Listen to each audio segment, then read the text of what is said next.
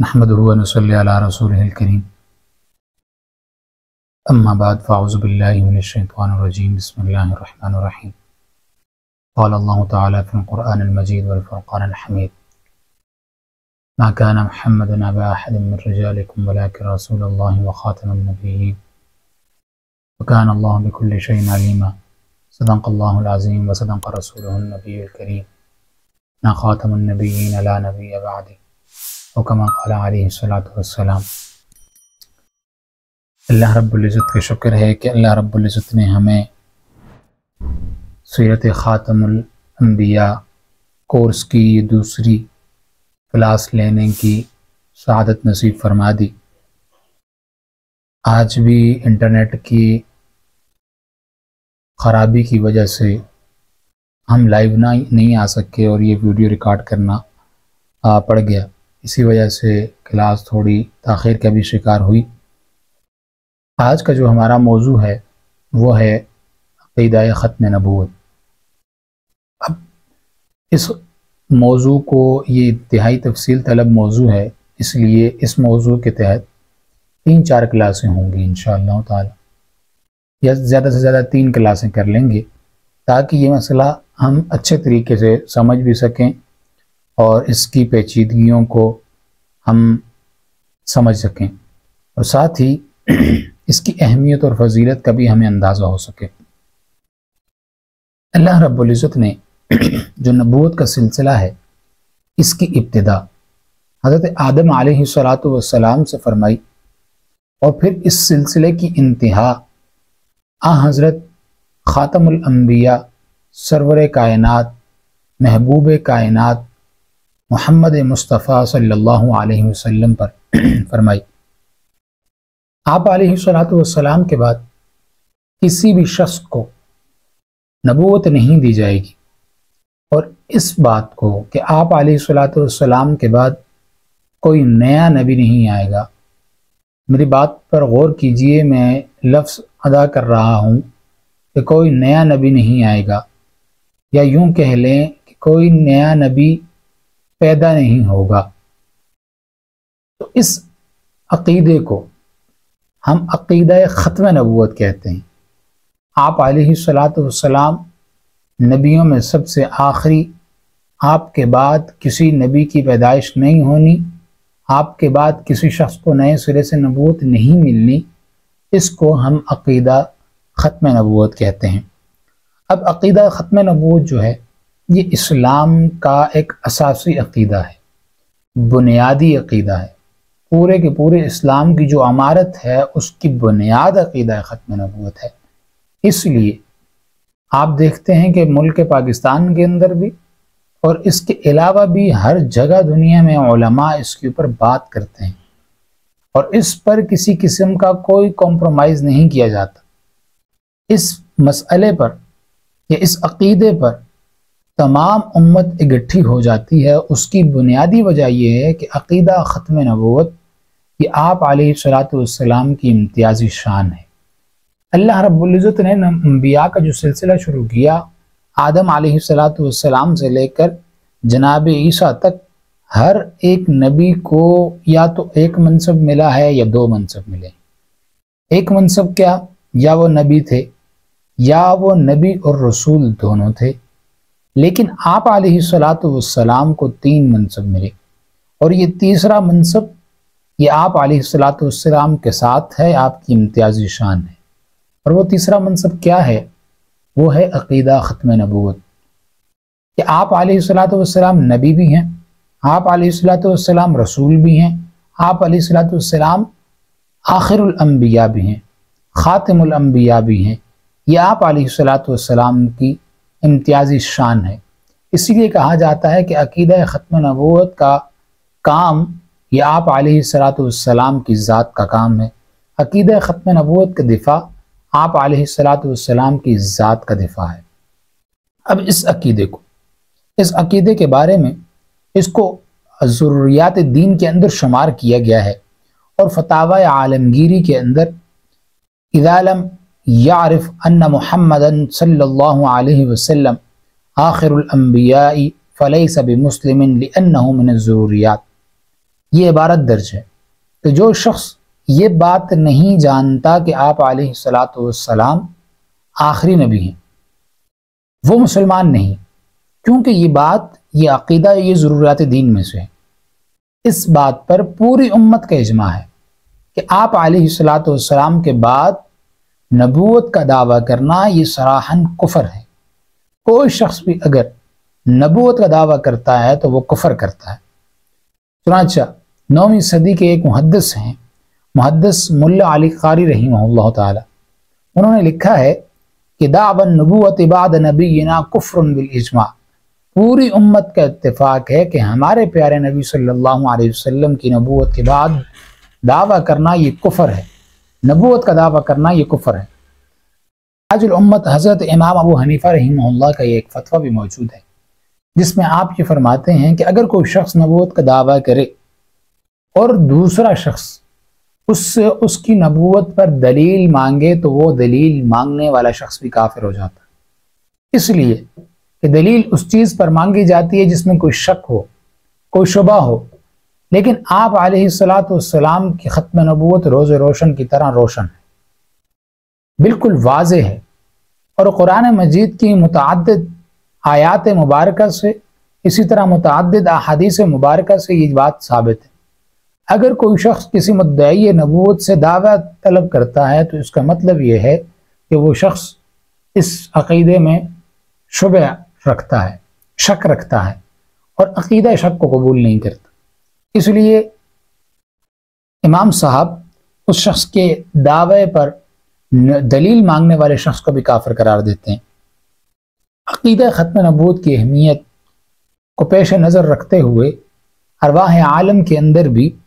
انبیاء اکرام سے اس عقیدے کے اقرار کروایا گیا تھا۔ اس عقیدے کا انبیاء اکرام علیہ الصلوۃ والسلام حضرت صلی اللہ علیہ وسلم کی خاتمیت کی خبر دیتے رہے۔ مختلف شعائر دین سے بھی ختم نبوت کی جو جھلک ہے وہ نظر آتی ہے۔ حضرت آدم علیہ الصلوۃ والسلام اور اسی طرح عالم ارواح کے اندر، جیسا کہ قرآن مجید کی ایک آیت مبارکہ ہے، وَإِذْ أَخَذَ اللَّهُ مِيثَاقَ النَّبِيِّينَ لَمَا آتَيْتُكُم مِّن كِتَابٍ وَحِكْمَةٍ ثُمَّ جَاءَكُمْ رَسُولٌ مُّصَدِّقٌ لِّمَا مَعَكُمْ لَتُؤْمِنُنَّ بِهِ وَلَتَنصُرُنَّهُ قَالَ أَقْرَرْتُمْ وَأَخَذْتُمْ عَلَىٰ ذَلِكُمْ إِصْرِي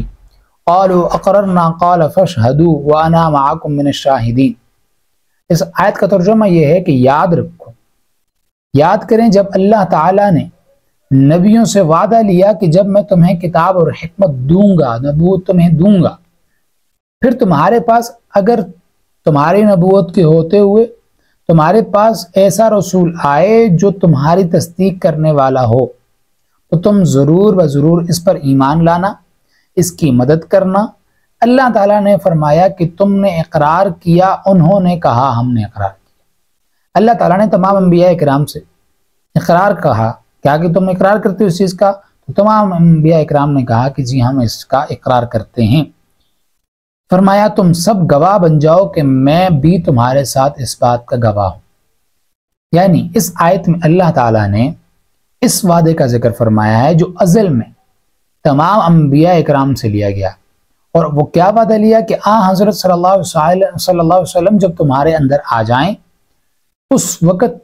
اگر تم میں سے کسی نبی کا کوئی وقت چل رہا ہے، کوئی زمانہ چل رہا ہے، تو وہ اپنی شریعت کو چھوڑ کر، اپنی کتاب کو چھوڑ کر وہ آپ علیہ الصلوۃ والسلام کے پیچھے، آپ علیہ الصلوۃ والسلام کے دین کو مانیں گا، اور آپ علیہ الصلوۃ والسلام کے ساتھ دین کی اشاعت میں آپ علیہ الصلوۃ والسلام کی مدد کرے گا۔ اس عہد نامے کے ساتھ حضرات انبیاء اکرام علیہ الصلوۃ والسلام سے ایک خاص وعدہ لیا گیا جس کا ذکر اس آیت مبارکہ کے اندر ہے۔ اللہ تعالیٰ نے تمام انبیاء اکرام سے فرمایا ہے کہ میں تمہیں نبوت اور رسالت دے کر جب دنیا میں بھیجوں، پھر بالفرض تمہارے اندر، تمہارے وقت کے اندر، تمہارے زمانے میں میرے آخری پیغمبر محمد صلی اللہ علیہ وسلم تشریف لے آئیں، یا تم ان کے زمانے کو پاؤ تو تم اپنی کتاب چھوڑ دینا اور ان پر ایمان لانا اور ان کی مدد کرنا۔ سبحان اللہ، ختم نبوت کی یہ عظیم الشان دیکھیں کہ عظمت کیا ہے، ختم نبوت کی عظمت کیا ہے کہ اللہ تعالیٰ عالم ارواح میں، ابھی انبیاء اکرام کا سلسلہ شروع نہیں ہوا، دنیا میں مبعوث نہیں فرمایا، لیکن اس سے پہلے یہ عالم ارواح میں تمام انبیاء اکرام کے سامنے اس کا تذکرہ کیا جا رہا ہے، اور خاتم الانبیاء صلی اللہ علیہ وسلم کی ختم نبوت پر خود بھی گواہ ہوتے ہوئے تمام انبیاء کو بھی گواہ بنایا جا رہا ہے۔ اس میں تفسیر ابن جریر میں اسی آیت کے تحت لکھا ہے لم يبعث اللہ نبیا آدم ومن بعدہ الا اخذہ اللہ علیہ العہد لئن بعث محمد صلی اللہ علیہ وسلم وهو حق لیؤمنن به ولا ینصرن۔ حق تعالی شانہ نے جس نبی کو بھی مبعوث فرمایا تو اس سے یہ عہد ضرور لیا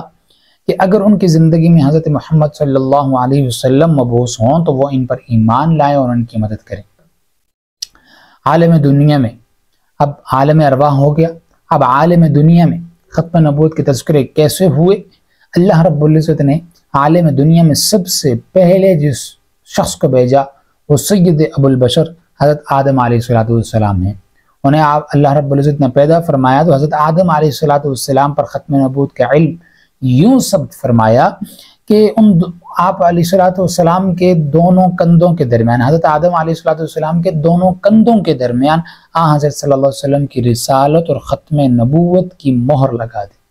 حدیث شریف میں بھی یہ واقعہ ملتا ہے کہ بین کتفی آدم مکتوب محمد صلی اللہ علیہ وسلم رسول اللہ و خاتم النبیین۔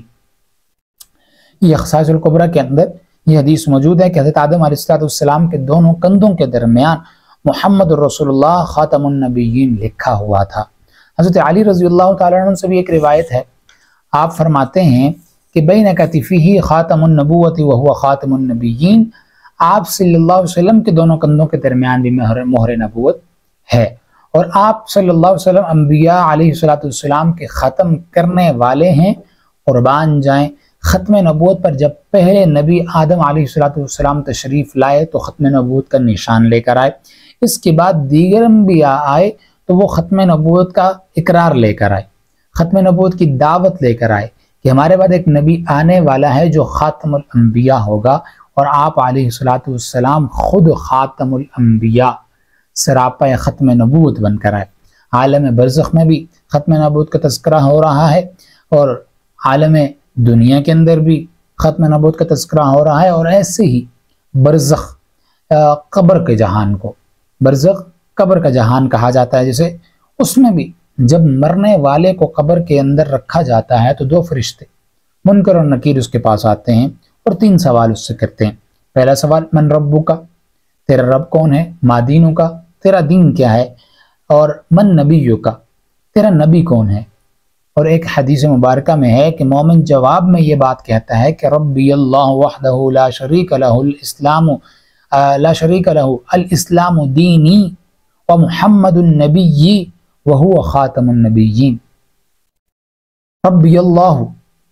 میرا رب اللہ ہے، وحدہ لا شریک، اس کا کوئی شریک نہیں، الاسلام دینی، اور اسلام میرا دین ہے، ومحمد النبی، اور محمد صلی اللہ علیہ وسلم میرے نبی ہیں، وہو خاتم النبیین، اور وہ خاتم النبیین ہیں۔ یاد رکھیں،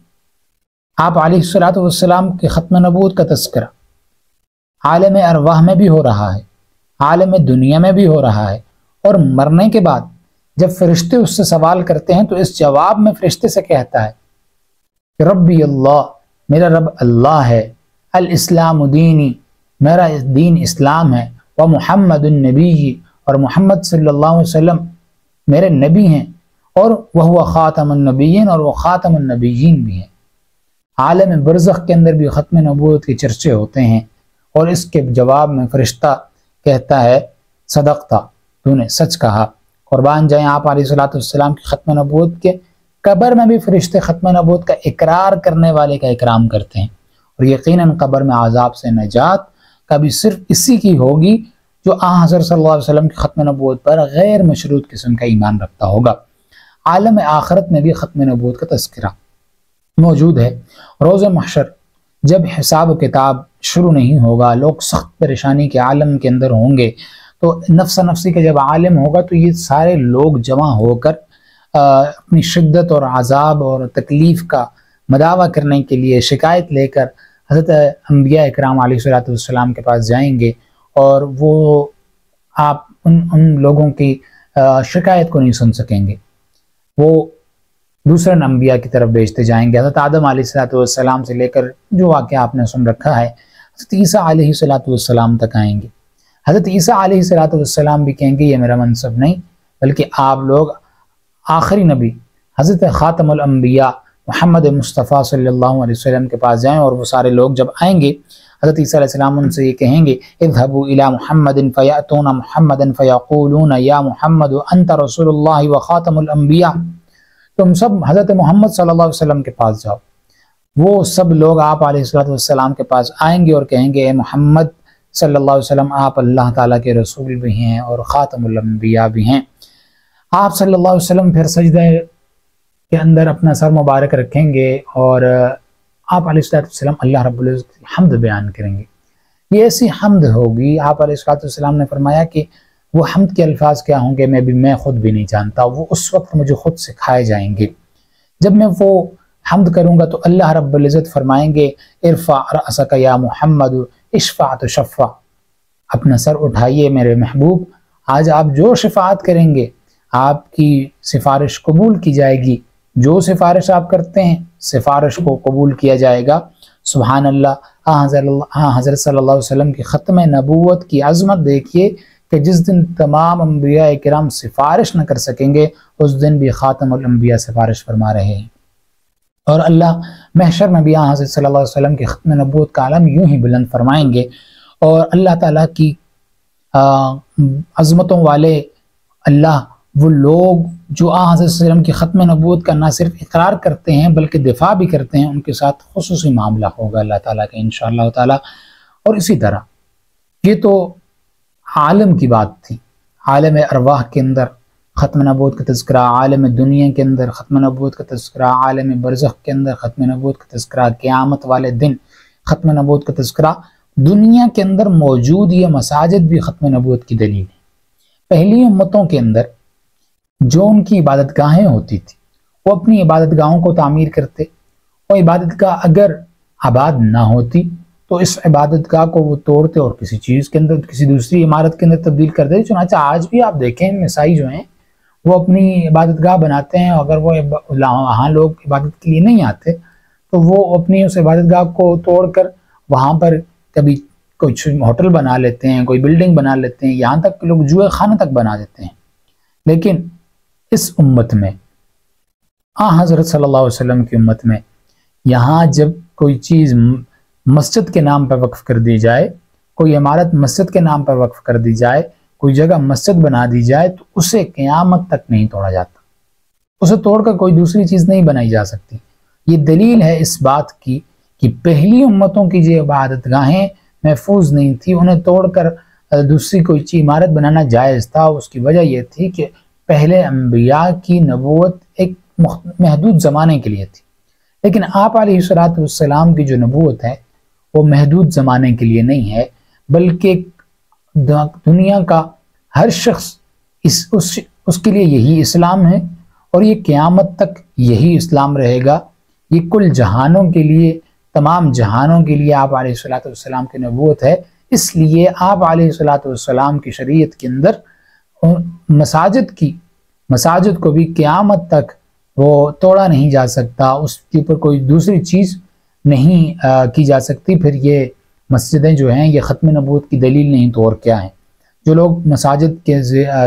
کو خود تو استعمال کرتے ہیں لیکن ختم نبوت کے کام کے لیے، ختم نبوت کے لوگوں کے لیے اگر مساجد کو بند کرتے ہیں یا یہ کہتے ہیں کہ ختم نبوت کے پروگرامات مسجد میں کیوں ہوتے ہیں، تو انہیں اس چیز پر غور کرنا چاہیے کہ وہ مسجد بذات خود ختم نبوت کی ایک دلیل ہے۔ اسی طرح حفاظ اکرام یہ بھی ختم نبوت کی دلیل ہیں کہ اس سے پہلی جتنی بھی امتیں تھیں ان کی جو